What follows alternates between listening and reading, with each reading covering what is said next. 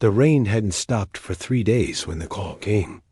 "Zora, it's about Tiana," a voice trembled. The words felt distant. She fell from the roof.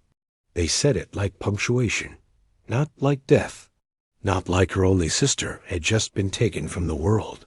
After the sudden death of her estranged younger sister Tiana, officially ruled an accident after she fell from the rooftop of her upscale New Orleans apartment, Zora returns to their hometown to arrange the funeral.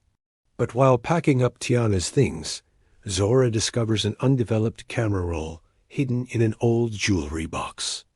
The photos unravel everything the police got wrong, and everything Zora didn't know about the life her sister was really living. Secrets in the shadows. Men with two names. A rooftop that wasn't just a rooftop. Before we uncover today's case, a quick reminder. If you haven't subscribed yet, now is the time. Hit that subscribe button and turn on the notification bell so you never miss a single clue, twist, or breakthrough in the stories to come. Now, let's dive into the case.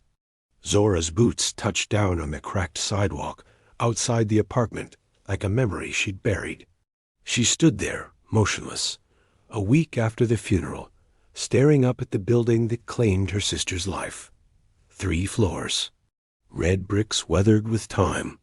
Wrought iron balconies sagging like tired shoulders. Tiana lived on the top floor.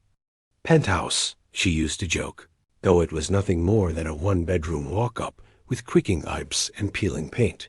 Still, it had charm. Like Tiana herself, always trying to add color where there was gray. Zora hadn't spoken to her sister in 8 months. Not because of anything big, not even a fight. Just life, work, guilt. Zora was always the fixer, the responsible one. And Tiana, she danced too close to fires. Now one of them had finally burned her. The front door buzzed open, and the property manager, Mrs. Connolly, greeted her with a polite nod and a lingering stare. "I'm sorry again, Miss Price," she said softly. No one saw it coming. She was always bright. Too bright, maybe? Zora offered a stiff smile. Did she fall from the balcony? "Roof," Mrs. Connolly said quickly. "Police said she probably went up to get air. Slipped. It's happened before." Zora looked up. The roof had no access, not officially. Just a rusted maintenance ladder bolted near the fire escape. She didn't reply, just followed Mrs. Connolly upstairs. Inside the apartment, it still smelled like mango candles and coconut oil. The ghost of her sister lingered in the half-washed dishes, the unmade bed, the lipstick-stained wineglass by the window. Zora moved slowly, touching each thing like it would scream. She packed some of her sister's favorite books, kept the painting she made of the bayou at dusk, and set aside a stack of journals for later. But it wasn't until she reached the knitstand that something felt off. The top drawer had been emptied. No phone, no charger, no receipts. Not even lint. Tiana was many things, messy, wild, unpredictable, but she was never the kind to throw things away. Then she noticed the jewelry box. It was the one they shared as girls, painted in chipped sky blue, a ballerina figure long gone. Zora opened it, expecting the usual old earrings, a broken chain. Instead, inside was a small roll of 35mm film, wrapped tight in tissue paper. Zora stared at it for a long time. Who still used film in 2025? She set it aside, meaning to take it to Walgreens. But something pulled her back. That gut feeling she'd learned to trust. That whisper only grief can sharpen. She slipped the roll into her pocket and kept packing. Hours later, she stood in the photo counter line like a woman holding dynamite. The kid behind the counter gave her a lazy smile. "Old school, huh?" Zora nodded. "Be about 2 hours. We'll text you." She walked across the street to a cafe and waited. Sipped a bitter coffee. Watched the rain return. And when the text finally came, she walked back, heart in her throat. The clerk handed her the envelope. She opened it, one photo at a time. The first few were normal. Tiana laughing, sitting at a bar, posing near the Mississippi with someone cropped out of frame. Then came one that made Zora's breath stop. Tiana on the roof, not alone, with a man face turned. Tall, black leather jacket, and a hand on her wrist, not holding, gripping. Zora flipped through the next few quickly. In the second-to-last image, Tiana's expression had changed. Her smile was gone. Her body leaned back as if being pulled. And in the final frame, she wasn't in it at all. Just the edge of the roof. And the man turning, as if he knew the camera had seen. Zora dropped the envelope. Her hand shook. The police had called it an accident. But this was something else entirely. She picked up her phone and called Detective Elijah Carrington, the one who closed the case in 48 hours. He didn't pick up. She left a message. "This is Zora Price, Tiana's sister. I have a roll of film you need to see, and you closed her case too fast." She hung up and whispered to no one. She didn't fall. Someone made her. The next morning, Zora woke up on her sister's couch, fully clothed and wrapped in a blanket that still smelled faintly of Tiana's perfume, coconut, vanilla, and something electric underneath. The envelope of photos sat on the coffee table like a loaded gun. She hadn't touched it since last night. She didn't need to. Those images were already burned into her memory. That hand on Tiana's wrist. That silent expression of fear. That man. Zora poured herself a mug of stale coffee from the countertop machine and stood by the window, watching the street breathe beneath a low, gray sky. New Orleans was waking up, slow, hungover, and indifferent to the dead. Her phone buzzed. Unknown number. She answered without thinking. "This is Detective Carrington. I got your message," a gravelly voice said. "You said you found film?" "I did," Zora said, trying to keep her voice steady. "Photos of Tiana and a man on the roof." A pause. "Bring them in," he said flatly. "Downtown precinct. Ask for me at the front desk." "Shouldn't you come here?" she asked. "Her apartment is—" "You want this reopened or not?" Carrington cut in. "You want this to go official? You follow process." And just like that, the line went dead. Zora stared at her reflection in the window for a moment, and turned. The photos went back into the envelope. She grabbed her hoodie, shoved it all into her tote, and locked the apartment behind her. The downtown precinct was a concrete relic of another decade, probably the 70s. All yellow lighting, old linoleum, and that sour sweat and coffee police station smell that never quite went away. The front desk officer was a young black woman with a hard ponytail and a polite glaze to her face. "Detective Carrington," Zora said. "I have an appointment." She was waved through without a word. Carrington's office was tucked in the back, half-lit, crowded with stacks of folders, and an old fan rattling on the shelf. He was even older than Zora expected, late 50s, dark-skinned, weathered face, eyes that didn't blink too much. He motioned for her to sit. "Let me see the photos." Zora handed him the envelope. He opened it, slid each photo out slowly, his expression unreadable. When he got to the rooftop frames, he stopped, tapped his finger against the man in the leather jacket. "You know him?" Zora asked. Carrington didn't answer. Instead, he placed the photo flat on his desk and leaned forward. "Where exactly did you find these?" "In her jewelry box." "She have a camera?" "Not that I saw, but she always liked taking old film shots. Said it made things feel permanent." Carrington leaned back. "There's no time stamp, no negatives. Just these. You can still tell something's wrong." He sighed, then pulled open a drawer and removed a thin folder. Slid it across to her. Tiana's case file. "Read it." Zora opened it. Sparse details. Victim, Tiana Price. Time of death, estimated between 10:30 p.m. and 11:15 p.m. Cause, blunt force trauma from fall. Witnesses, none. Toxicology, clean. Ruling, accidental fall. Case closed. Signed by D.E. Carrington. That's it, Zora said, her voice rising. No interviews? No security footage? Carrington looked annoyed. The roof doesn't have cameras. No prints. No defensive wounds. No signs of a break-in. And she lived alone. She didn't fall, Zora said, stabbing her finger at the photo. He was there. You can see it in her face. Carrington rubbed his chin. I've seen that face in 100 photos. Fear don't mean murder. Zora stood. So what? You're not going to reopen the case? I didn't say that. He leaned over, opened another drawer, and pulled out a laminated sheet of known local offenders. He tapped one photo. It was the man. Same jacket, same build, different angle, mugshot, angry eyes. Name, Roderick Rock Devine. Known associations, robbery, assault, 2 priors. Last seen, 9th Ward.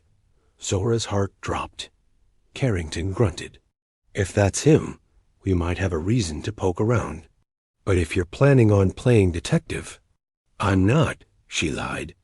Back in the apartment, Zora dropped her bag and sat at the kitchen table, staring at the copy of Roderick Devine's face she'd printed before she left the station. She'd Googled him, found old news reports, comments on neighborhood forums, even a few grainy YouTube clips from a bar fight in 2021. He was local muscle, worked security, ran with a crew years back. But something else stood out, a comment on one of the posts. Still hangs around Algiers Point, mostly nights. Drives that old Caprice like he owns the block. Zora leaned back. She knew someone in Algiers. Aunt May. She hadn't spoken to her in years, not since the funeral that no one cried at. But May always knew what was going on in the streets. Who was where? Who owed what? And who to stay away from? Zora grabbed her keys. Aunt May's house sat quiet on a corner lot, 2 blocks from the levee. Porch full of wind chimes, rocking chairs, and a cat that didn't move when you walked by. May opened the door before Zora knocked.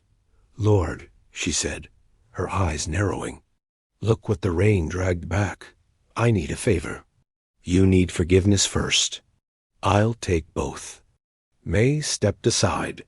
The inside of her house hadn't changed in 20 years. Plastic-wrapped couches, old jazz records, and a wall of family photos, none of which had Zora in them after 2017. Zora sat down at the kitchen table while May poured chicory coffee into chipped mugs. You come about your sister? Zora nodded. She was scared, May, she said. There's a man. I think he was hurting her. I think he's the reason she's gone. May's eyes darkened.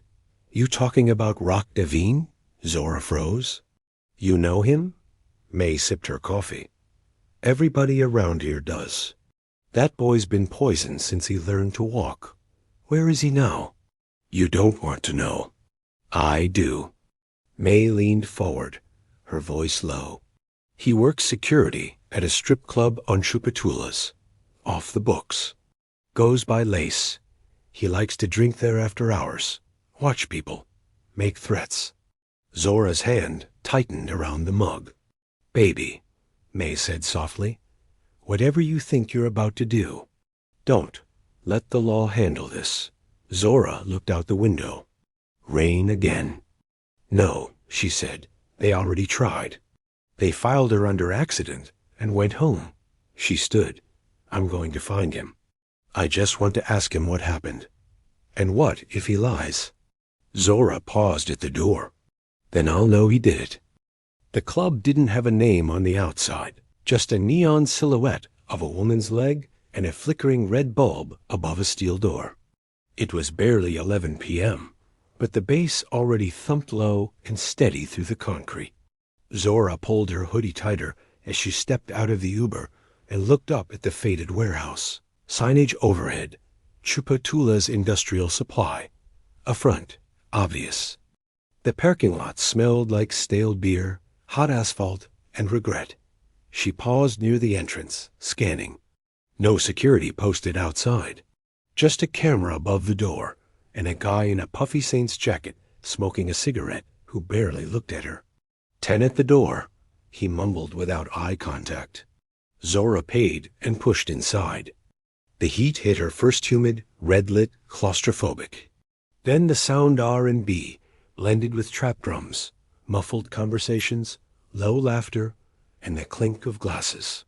Dancers moved like slow ghosts through the haze. Every light was dim, strategic, meant to blur lines and faces. She wasn't here for the show. She kept to the back, scanning the booths, the bar, the shadows. No sign of him. Then she spotted him. Corner booth, black leather jacket. Same angular jaw, same intense stare. Roderick Rock Devine. Now going by Lace, apparently.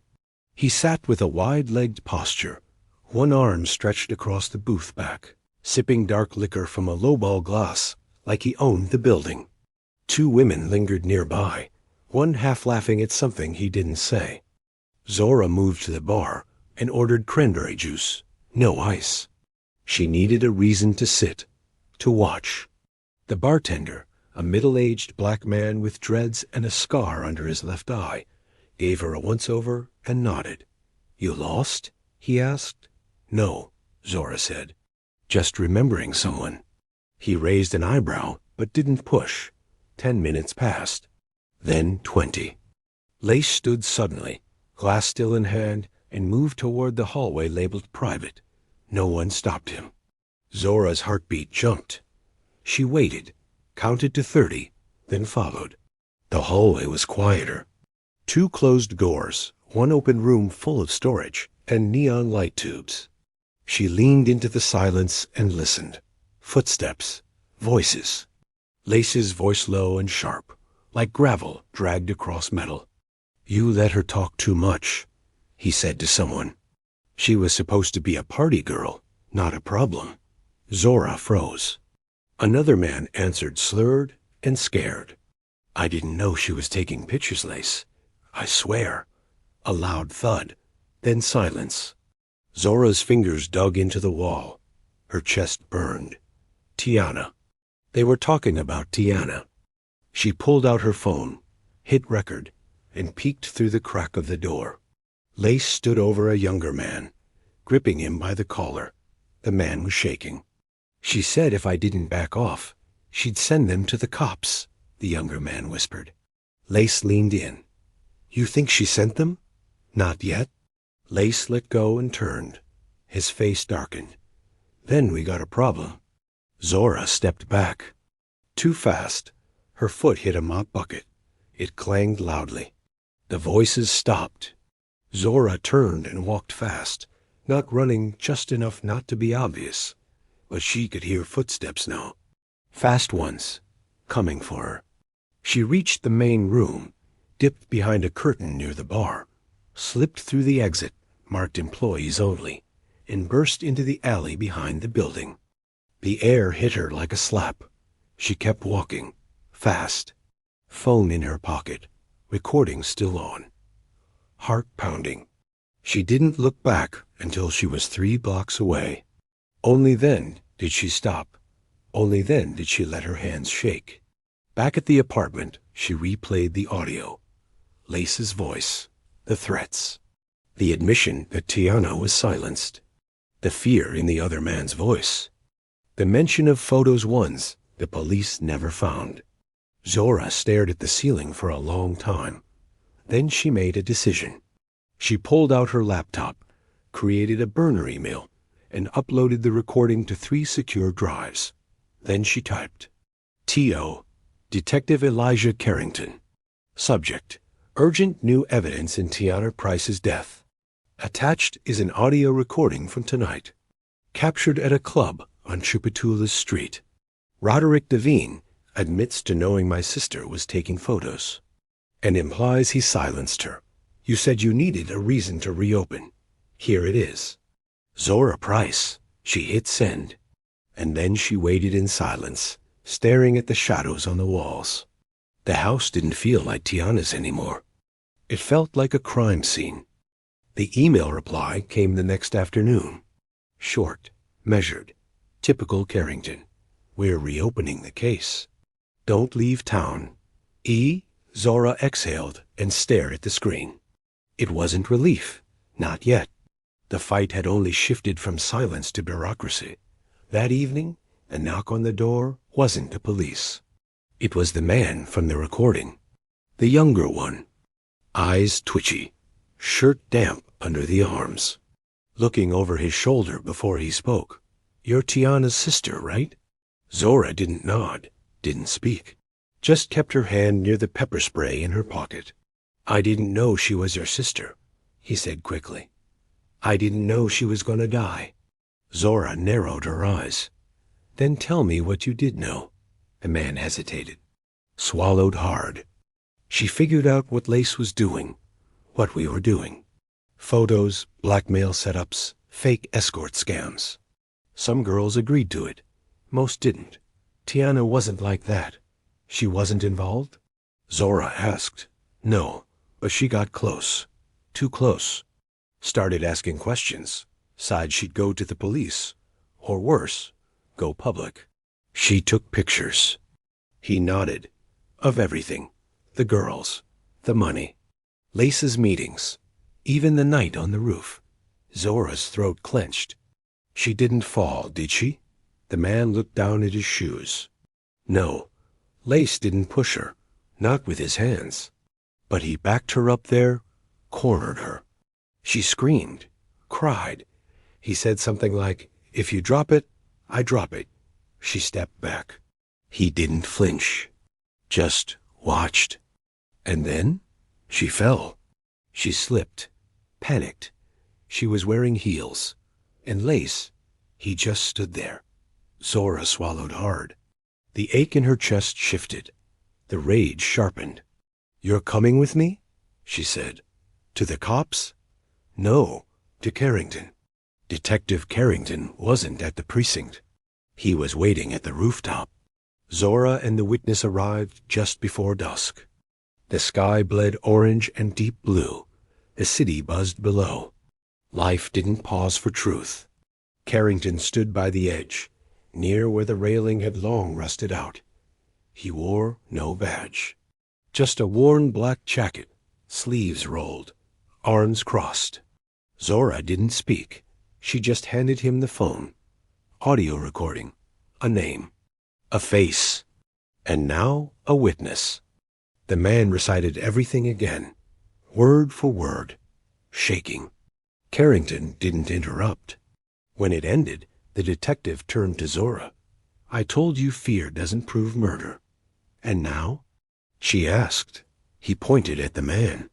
Now we've got motive, testimony, and probable cause for obstruction of justice, witness intimidation, and accessory to negligent homicide.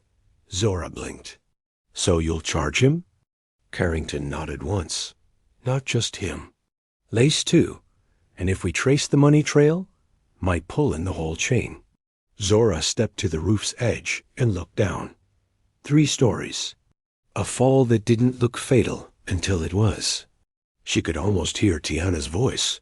If you drop it, I drop it. Zora turned.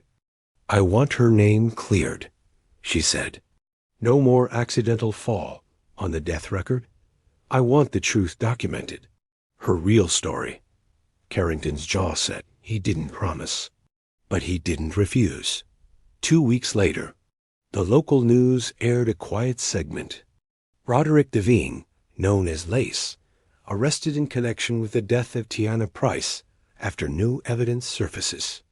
Investigators linked Devine to a ring of off-the-books crimes including blackmail, trafficking setups, and manipulation of witnesses. Charges pending. The NOPD has reopened 5 other cases possibly tied to the group. No mention of Zora. No mention of the tape. Or the rooftop. Or the sister who refused to let silence be the last word. 6 months later, Tiana's death certificate was amended. Cause of death: fall from height under coercion, indirect homicide. Zora held the document in one hand and lit a candle with the other. She placed it on the rooftop, the same one Tiana once stood on. This time she wasn't alone. A few of Tiana's old friends, Aunt May, even Carrington, stood back, saying nothing. Zora whispered into the night, "You didn't fall, T. You were pushed, and now they know." She let the wind take her voice. If you felt something watching this, don't scroll past it, because the next case is like this. It's already on its way, somewhere, and the silence around it is already forming. This story wasn't about drama. It was about reality. About broken systems, blind spots, and decisions made too late. You don't need to be a detective to see the pattern. You just need to pay attention. So before it happens again, speak up. Ask the uncomfortable questions. Push for accountability. Don't wait for the cuffs or the body count. Your voice matters more than you know. Like, share, comment. Be part of the reason it doesn't happen again.